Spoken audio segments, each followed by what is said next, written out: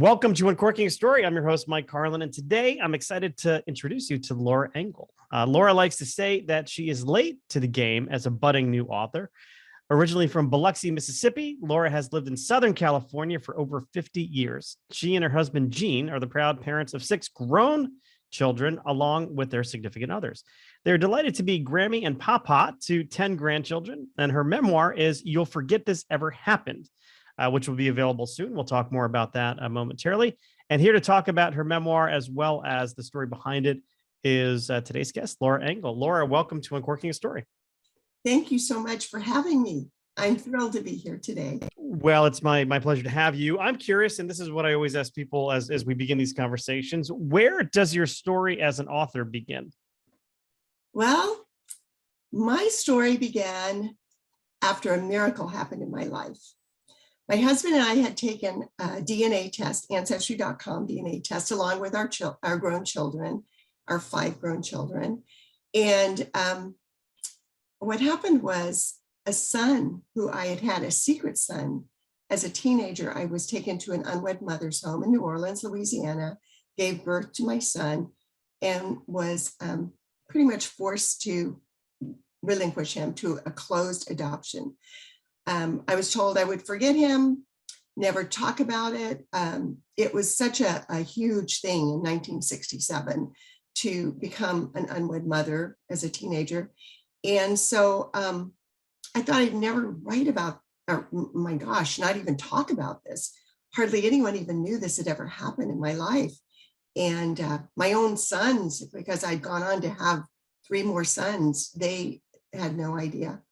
And anyway, after the miracle, my husband and I were sitting outside, and I was so in love and excited about my son finding me. And I was so overcome with happiness. And I'd been writing a little bit about family history with my, for my children, just a thing for my children, like genealogy type stuff. And so what happened was my husband said to me, honey, this is your story.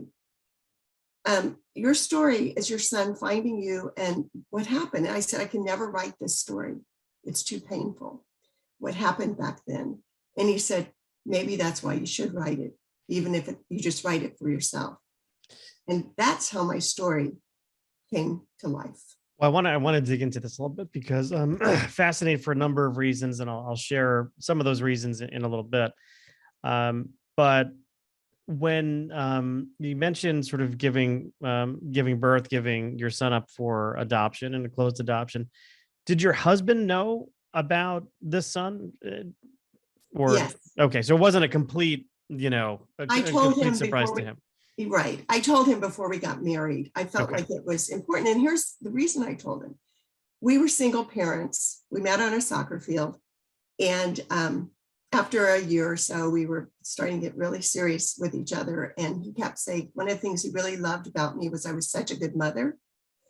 And I felt such guilt, even all those years later, and shame. And I said, I have to tell you something. And if you think less of me, I'll understand. And that's how much I had carried that shame and guilt, which would continue to be in my life. But he was very respectful of the fact that I couldn't talk about it. And he, along with me, kept it a secret. Yeah. So going back to, you said it was 1968? I had him in 1967. 1967. Okay. You're a teenager at the time? 17. I was a high school senior. All right. And somebody tells you you'll forget him. You were told that in the home. And who is this monster who could even have those words like leave their mouth? Well, it was pretty much routine. My parents were very good people, but this was the thing that was done back then with young girls who had no ring on their finger. It was such an embarrassment to the families. And I think the first person who brought it up was our minister. And he told my father about this place. And once it was made clear that the young man who was the father did not want to have anything to do with me, my father decided that's where they would take me. And even at that time, I was told, you will forget this. You'll, have this baby, you're going to give it a good life. It's better off without you. You're too young, all the excuses. What would you do? And in truth, I was a very immature teenager at that time. I believed them until after I gave birth and looked at my son, and I knew I could never forget this child. Yeah. I mean, it was the most traumatic thing that's ever happened to me in my life. And at the home, we were told there was no social workers in 1967 at this home. There was, they didn't abuse us physically or anything. We had to work, but we were constantly told we would forget about it. And all the girls talked about, I'm going back home, this will be over. So it was almost like everyone bought into that. And the truth is, I never forgot that baby. I didn't forget him for a day. A day did not go by that I did not think of my son. And as years went by, it just really, it didn't go away. It didn't go away till the day he found me. And I'm just so glad he found me. Right. It made me a healthier person in many ways. I can only imagine like that whenever his birthday would roll around, what you must have been feeling. That's interesting you said that, because you'll see in the book, and on the cover of the book, I actually have a picture of his birth card. And I snuck that off of his bassinet and put it in my pocket. And I carried that across the country. I kept it all these years in a little box in my closet, moved several times, was a single mother, made several moves with my other children. No time did I not have that little card in the box. And I would take it out on his birthday, and I would take it out on holidays, but especially on his birthday. And it was my only proof of my son. It was my only tangible thing I could hold. I had no photos, because in a closed adoption, there's no photos. There's no, you don't know who adopts your child. You know nothing. You don't know where he lives. And the records are sealed in Louisiana. Yeah. So we're going to fast forward a bit, because I'm really curious to know, after you do the DNA test and this miracle happens in your life, what changes inside you? What do you feel before you meet your son? Oh, wow. Well, I'll tell you how I found out. I was out walking with our dogs at night, and my phone went off, because I always take my phone, of course, and it's just out in our back lot. But I looked down at the phone, and there's this from Ancestry, parent-child match. And even though I knew when I took that test, I knew there was a possibility of this, and I wanted him to find me. And at the same time, I was afraid of him finding me, because I had such remorse and I guess guilt and shame. And I felt like he wouldn't want anything to do with me. And if he found me, he'd probably be angry with me. I don't know why I felt that, but maybe because I was angry with myself. But I'm walking the dogs. I look down at the phone, and you know that old saying when they say your knees went out from under you? My knee, or you fall to your knees. I guess that's the saying. My knees actually buckled. I ran in the house, left the dogs out there. Coyotes, I didn't care. I ran inside, and my husband was like, oh my gosh, what happened? What happened? He thought something happened to the dogs, because I was shaking so hard. I could not physically, I could not even talk. I couldn't stand still. So anyway, I ran to the computer, clicked on the site, read what he had written, and there was my son saying, I'm adopted, and I think you may be my mother. And I have questions. I'm not kidding you. The fear was horrible because this is something I'd always wanted. But when it happened, it was like, oh my God, I never planned what happened after he found me. I wanted him to find me or me find him, but I never thought about all of a sudden my whole world was changed. And I was so thrilled. I was so thrilled. I was just crying nonstop. I cried for hours. We began to email back and forth. And he said, can I call you tonight? And at first he was very standoffish. And I thought, I'm going to, do that. I would be very professional and just say, could you please tell me when your birthday is? There is a possibility. And then we began getting more and more emotional.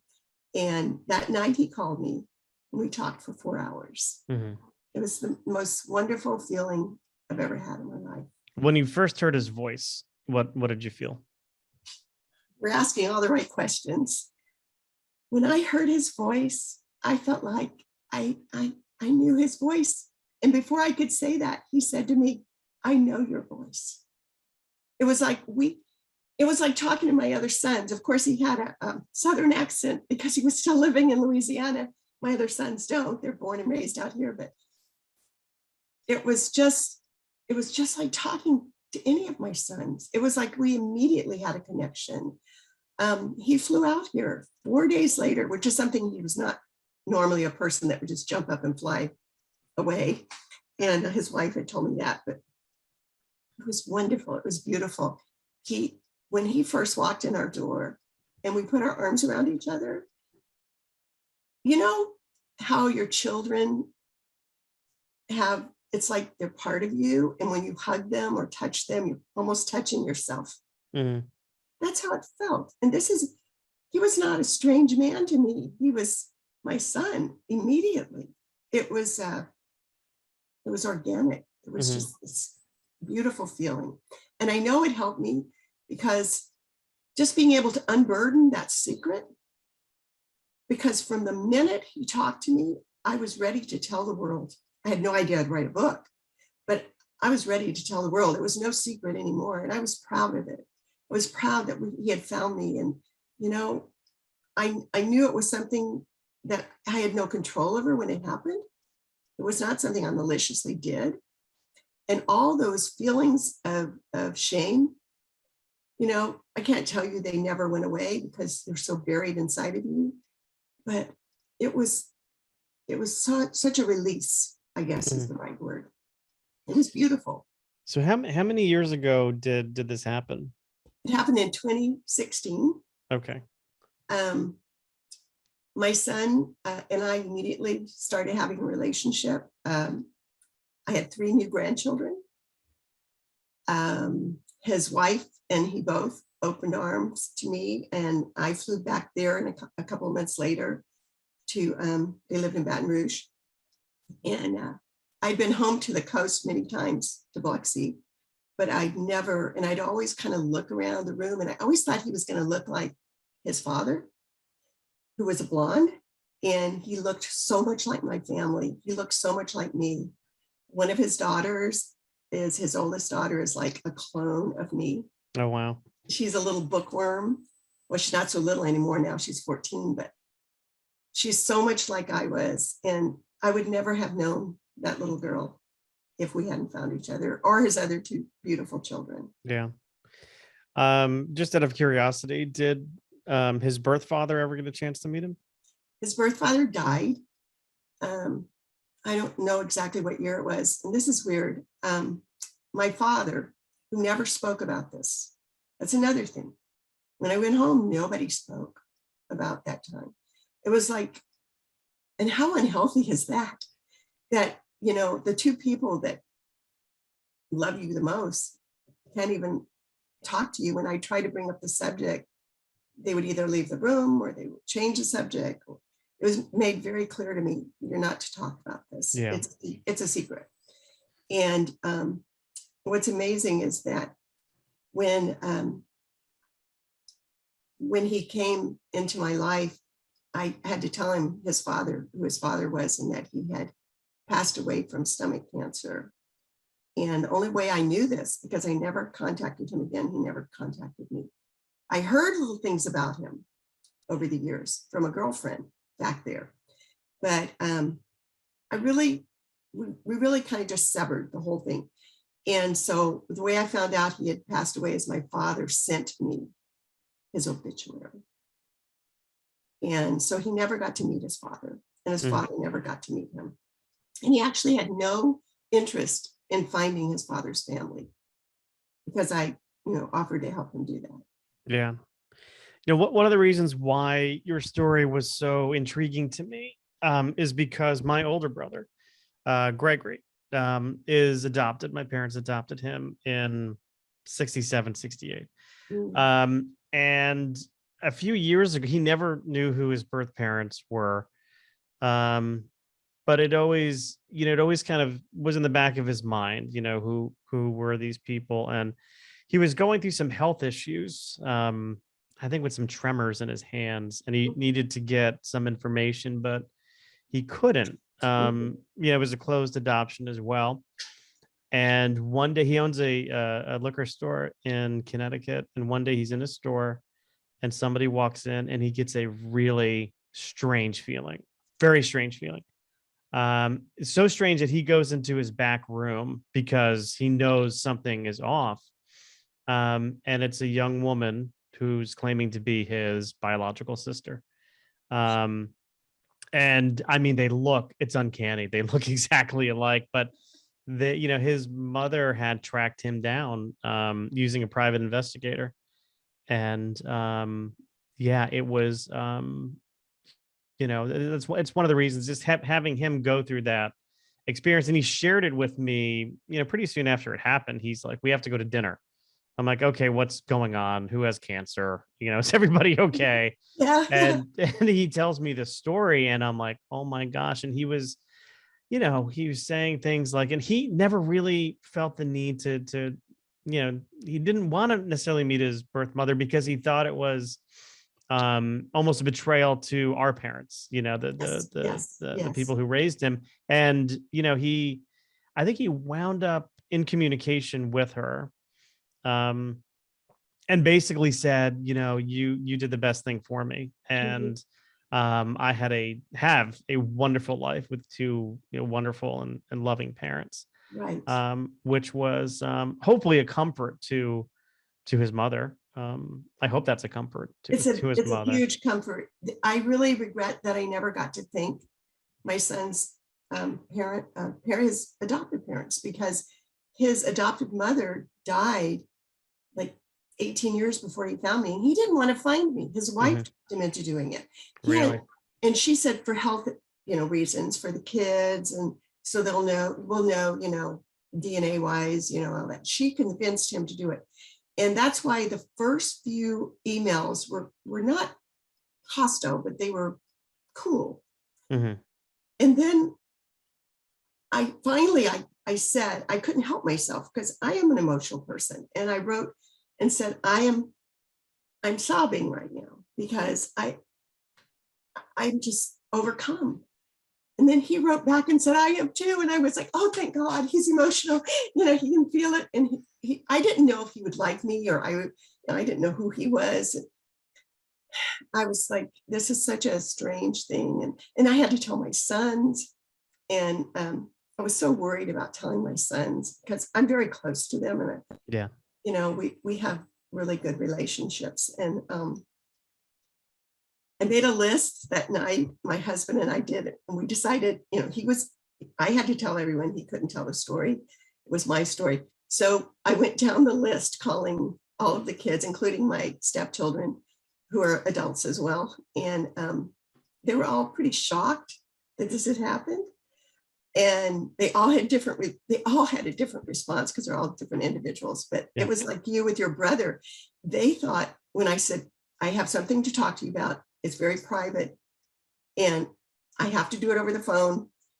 And so it's got to be, private, please, be in a place. When can I talk to you? I made it so intriguing and so weird that they were just like, Mom, are you okay? Right away, they thought cancer or something horrible had happened, or maybe something was wrong with Jean. And then when I would tell them, I remember, and this is what I did even with my friends. I had this, I don't know why, but I would say, I'm going to tell you something and I hope you won't think less of me. Because I honestly thought I was going to get a very strong negative reaction. I got just the opposite from my children, my brothers, who I didn't think knew, because it was such a secret and they were younger than me. They were thrilled. My friends were just like, why didn't you tell me this? And one thing I learned in this whole scenario, I learned, it's not 1967. People are good. And I have this faith in humanity that most people are good. They're not going to throw you under the bus and make you feel bad. You already beat yourself up for 49 years. It's okay. Yeah. And I tell everyone, because now I talk to a lot of adoptees, more than birth mothers. Whenever I've won a few places on like a play about my book. It was just a skit.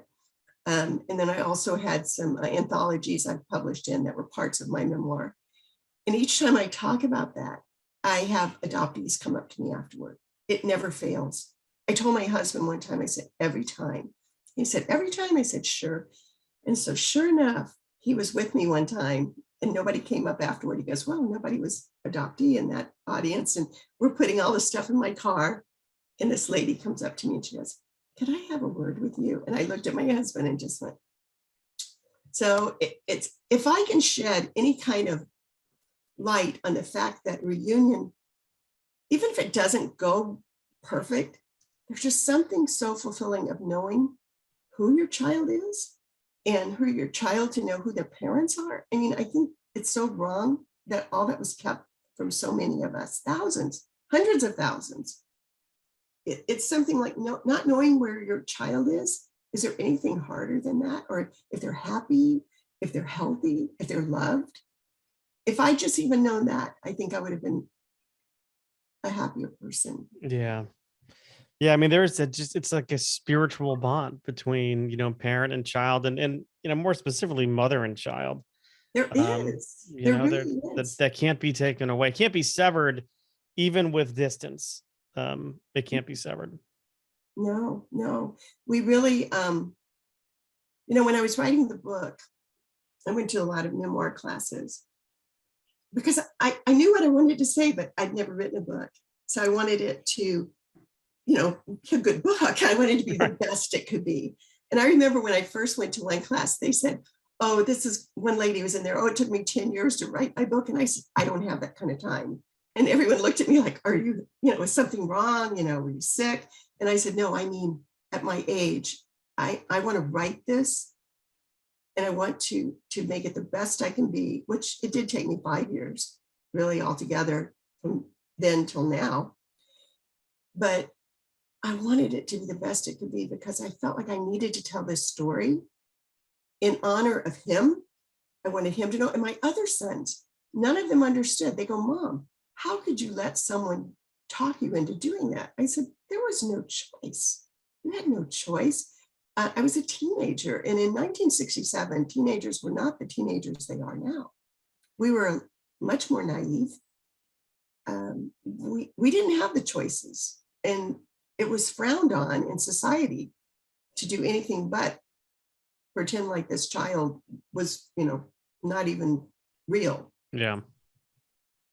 Yeah. So, so tell me what happened with your son? I know he's no longer with us. Is that right? Yes. Actually, we had a beautiful relationship for 4.5 years. I flew back there. He flew here. My husband and I flew back. He got to know his brothers. When he was here for Christmas twice with the kids, or maybe 3 times, they would come for holidays. We would fly back there. The grandchildren were just, open arms, just accepted us. His father, his adoptive father, actually passed away from heart disease. They were much older than me. Mm-hmm. His adopted parents were like the age of my parents, if you can believe that. Yeah. So his father had been in his 80s, and he died from heart disease a month after we connected. Oh, wow. So I never got to say thank you to either one of them. I actually wrote letters to them, just my own personal, But 4.5 years after we had gotten together, he had been actually 3 years after COVID hit. When COVID hit, we couldn't fly back and forth and see each other. Mm-hmm. And we called each other and we texted each other and we Zoomed a couple of times with the kids. And I could tell he was really depressed. My mother was a person who was always depressed. Something was wrong. She was very sad person. And she could be happy, but there was this underlying sadness. And I felt that in him many times. And during 2020, all of our conversations ended.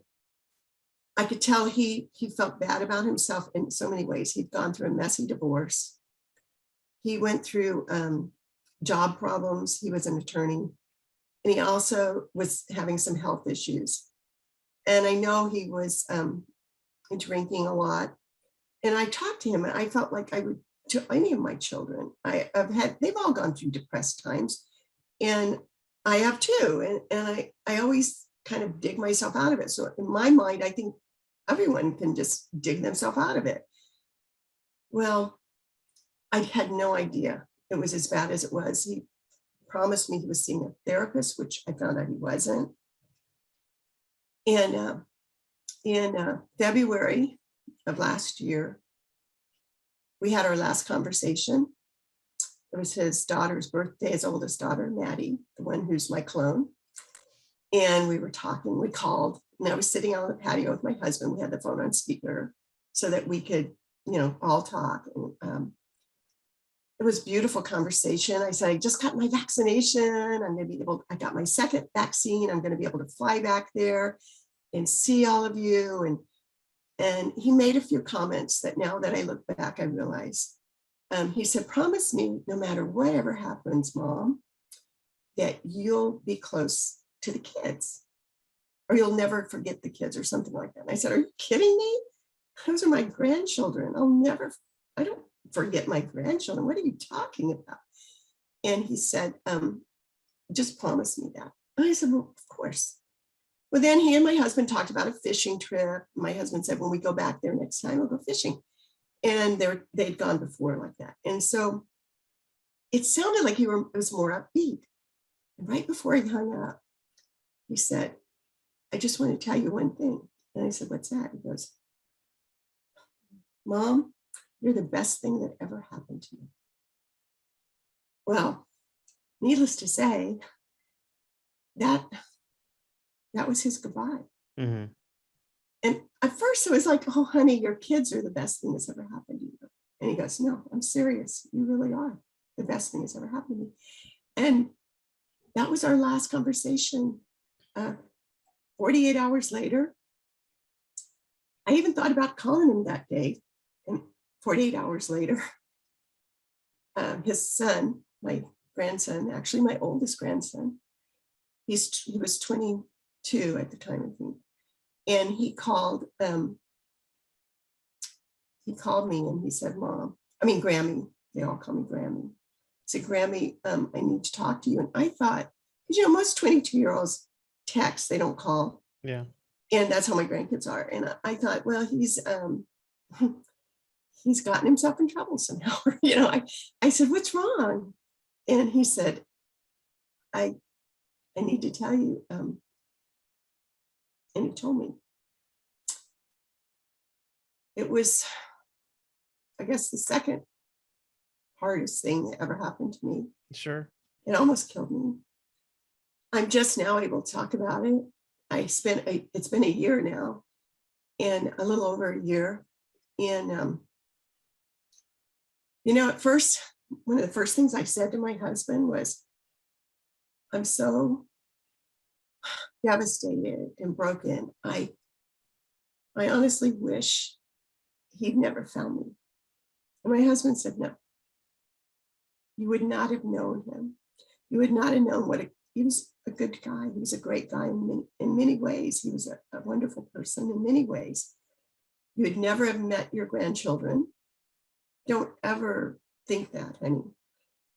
And, you know, I finally have come to that same feeling now, because I had 4.5 years that some people will never have.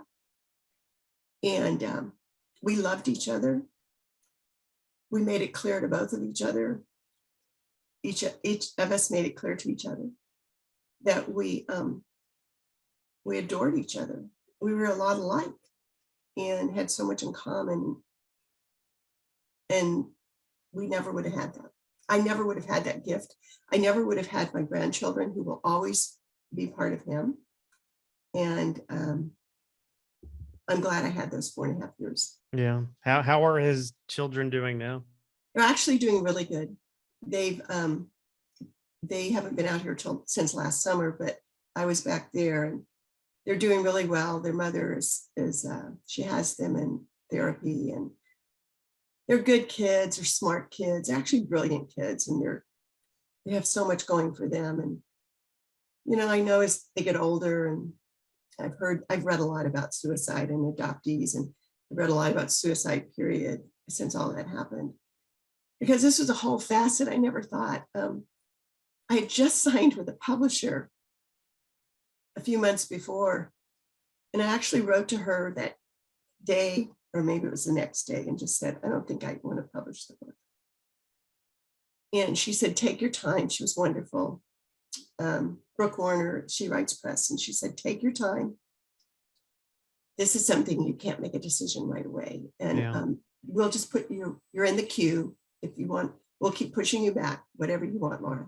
So sure enough, a few months went by, and I thought about it, and I thought, I need to write, I need to tell this story. But my book had such a happy ending. It was almost like my book has some pretty tragic times in it, but also it had a beautiful ending. And it was almost like a Disney movie kind of ending, you know. And I thought, it's not real. So I asked the publisher if I could write an epilogue, and it's very short, but I did. I wrote an epilogue because that's the real story, and it ties it together the way it's supposed to be tied together. It ended beautifully, and then it ended tragically. So it actually has two endings. Yeah. Wow. So when did you get the notion that you should, write about this? You should memorialize, this story. When did you start writing it, and what was that? How did you find that process for you? Well, it was really hard at first because I've always been told I should write a book. And I always thought, oh, I'll just write a book. You think it's going to be so easy. And I've always been able to write letters and stories and whatever, and never had a problem. Of course, I wasn't doing the real thing. I wasn't writing a book. Once I started writing it, it almost killed me. I relived that time. Yeah. I would have times that, I don't know, you know how when you're writing, how you go into like what is it? It's almost like a different world. It's The like zone. I call it going into the zone. Yes. And you're so, you have to sit yourself down and you find every reason not to start. But once you sit down and you put your hand on that keyboard and you start writing, it's like you are so glad you finally are doing this. And then you go into that where you don't even hear anything. You don't see anything. And all of a sudden I would be in 1967 and I would be that girl again. And I would think of things and I think that couldn't have happened. And all these years I pushed it down. I would remember things in the middle of the night. I would get up and go, oh my God, I just remembered that girl, or I just remembered what happened, while in the home. And I remember the doctor. I don't remember giving birth because back then they put you under, they gave you what was called a twilight shot. Mm-hmm. So you have no memory, which is horrible. But I guess they thought it was better that you don't have any memory. I don't know. I think it was done routinely. But I don't know. I remembered one night I woke up and I could remember holding him, because I did hold him 3 times. And I remember I had him in the hospital, which some of the babies were born there at the home, but I had to be taken to a hospital. And it was like a charity hospital in New Orleans. And I was left alone. And I remember the next morning after I woke up from the sedative, I didn't even know if I'd had a boy, a girl. I always thought he was a boy. But the nurse came in, and when I asked her, she said, we're bringing them in a few minutes, because it was a ward with like 6 women or more in it. And I said, them. And then I realized she was talking to all of us, because for a minute it was like, what? But everything was so archaic then compared to now. I mean, when you read my book, you'll see, but it's just, it was a different world. And I think younger people can't even understand how these things were done to us. But when I would write about these experiences, I would break down sobbing. I would have to go outside and just stand there and kind of like come back to, the present. It was the strangest thing, and it was hard, but it was the most cathartic, wonderful thing. And actually, I had sent my second draft to my son, and he called me after just reading part of it and said, I'm sorry that I put you through that. I said, you didn't put me through that. I said, don't ever think that. I even when I was pregnant with him, I kept thinking I was going to keep him somehow. I thought some knight in shining armor was, because I was a teenager. Yeah. I thought someone was going to save the day for me, and that I would get to take him home. I even visualized myself taking him home, and it was a little crocheted blanket. It was the hardest thing, and I'm writing about leaving him there. So difficult. But I got through it. And then I wrote like 5 drafts because I kept having to tighten it down. And so glad that I did, because it's a much better story tightened down. But yeah, less is more, as editors are fond of saying, right? I've learned to love editors. Yeah, I've interviewed a few, and they always say, so many times authors think that we're the enemy. We're not. We're just trying to, we're trying to be a good collaborative partner. But they also know what works and what doesn't work. Just like your publisher, when they tell you, like, they did change my subtitle, they kept my title, but I didn't hesitate to go along with their ideas, because I feel like they're the professionals. I am 73 years old, and oh my gosh, well, I'll be 73 next month, but I'm thinking, oh, here I am, just a beginner. They know what they're doing. And, they're all like half my age or younger, and they're telling me, this is what you have to do. And I'm thinking, you're right. But at first it was hard. The first time I was told to cut this out, change that, I had to completely rip the second part of my book out and redo it. And when my editor told me that, I was like, I can't write that anymore, and I can't change it. It's the way it has to be. And after a while, I thought about it and thought, you know what, I'm going to do it. And I just completely redid it. So the book, of course, is You'll Forget This Ever Happened. When will it be available for purchase? Actually, it's available now. You can pre-order it, bookshop.org or Amazon, Barnes and Noble. It will be available for sale May 10th. May 10th. Okay. Mm-hmm. Just around Mother's Day, huh? Yeah, I know. I thought about that when they gave me that pub date. I have a arc right here advertising my book. But there's the birth card. Oh, wow. Yeah. Yeah. There's a little story about this too. I didn't know I was going to have the birth card on the cover, but probably about 3 weeks before all this happened with my son, I got a call from the publisher, and she said that cover artists want to know if you have that birth card that you talk about in the book summary. And I said, no, I actually gave it to my son our first Christmas together. I was trying to think of something sentimental to give him. And my husband said, give him the birth card. And I said, oh, no, that's my card. And he said, honey, you have him now. You don't need the card. And I thought about it. And as usual, my husband's kind of the voice of reason. And I'm always kind of, nah, no, first thing out of my mouth. And so I thought about it and I put it in a memory box with a picture of me when I was that age, because we didn't have a picture together. And then he had given me a picture of him, a photo of him when his mother and father first adopted him at 5 weeks. So I had a copy of that put in there as well. And I'd given it to him. Well, he had moved after his divorce and he was still in the, depths of depression. And I called him and I said, honey, the birth card, the publisher would like a high definition scan of it. Could you take it out of the memory box and go have it scanned? And he said, I'll do that. It's a snowstorm here, which they never have. And they were having a horrible winter. And he said, and there's ice everywhere and Maddie's sick. And she's staying with me today. He said, but I'll go get that for you, Mom. And so I said, no, don't risk your life or anything. It's no big hurry. But he did send it to me a couple of days later. So after this was all that happened with him, and I told the publisher, I can't do this. Well, she sent me an email probably 2 or 3 weeks after our conversation and said, you don't have to look at these now. These are some cover ideas that we have. And look at them when you're ready.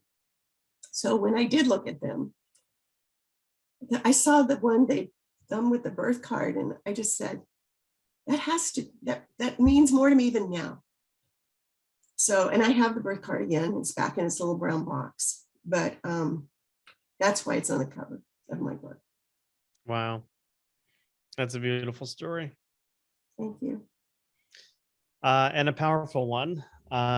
And everyone listening can pick it up as of May 10th. Of course, as you mentioned, it is available for pre-order now, wherever you buy books. Laura, thank you so much for taking the time to share your story with me. It's a beautiful story, and I wish you all the best with the launch of this book. Thank you so much. I really appreciate you having me here today.